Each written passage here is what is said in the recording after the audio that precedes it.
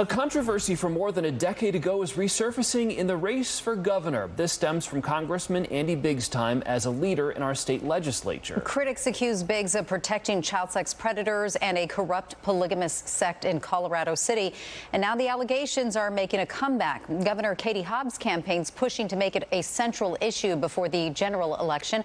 And our political editor, Dennis Welch, is here to cover that. Yeah, this goes back a little ways. In fact, it goes back about 13 years, back when Andy Biggs was the leader of the Arizona State Senate. Now, at the time, some of his own Republicans said he had a chance to stop the abuse of children in Colorado City, but did nothing. So heading into this campaign, I knew that his long record would play a big part in this race. So I asked him about this issue back in October last year.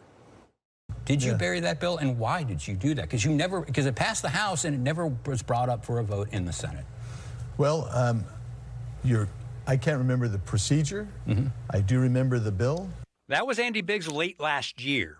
I'd asked him about House Bill 2648, which was written specifically in 2013 to decertify the Colorado City Police Department, and it passed the House with overwhelming bipartisan support.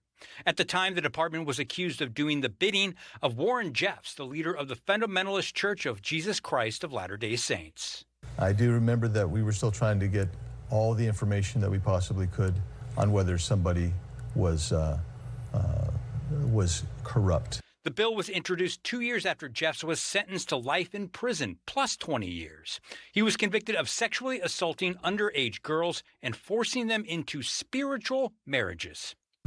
Did you ever feel like, you may have been in jeopardy of maybe protecting some of the things that were going on up there and allowing that to continue? Well, we knew that Mr. Jeffs was under investigation. He was going to go away. And we knew that other people were also under investigation. No, I wasn't concerned that we were going to actually bury stuff. What I was concerned about is, did we have enough as a state to step in?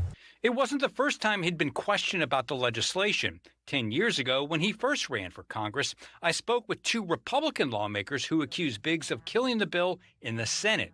And he blew me off when I tried to ask him why. You're not going to get an on-camera interview with Biggs.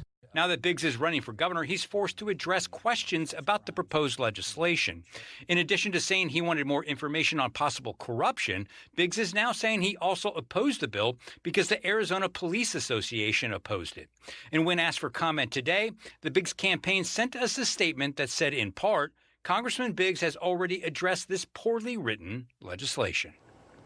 And the Biggs campaign also said that the Hobbs campaign is trying to do all of this to distract from her own record and the fact that she is under criminal investigation for an alleged pay-to-play scheme of her own. Yeah, because ultimately the DOJ did find that there was evidence that law enforcement was acting as like an enforcement arm for this FLDS sect, that they even returned child brides that tried to run from these abusive situations to their abusers. Yeah, and 10 years ago when he first ran for Congress, we were trying to ask him questions about this. This was a big issue, and the two Republicans we spoke with were very upset about what happened. They felt like they were trying to really do something to address a very serious situation. And that effort was killed because, again, in the House, that bill, I went back and reviewed the vote total again, got nearly 57 to 2. votes. Overwhelming. Yeah. And I put that in context. There's 60 lawmakers in the House. 57 of them said, let's pass this bill, went over to the Senate, got assigned to a bunch of different committees, which is a sign that the Senate president is trying to maybe kill a bill, but that bill never got to the floor. Had the support of the state attorney general at the time, too, Republican Tom Horne, back in the day. It certainly did. I mean, he was looking at trying to do some of this. Was a big bipartisan issue and lots of questions as to why he acted the way he acted.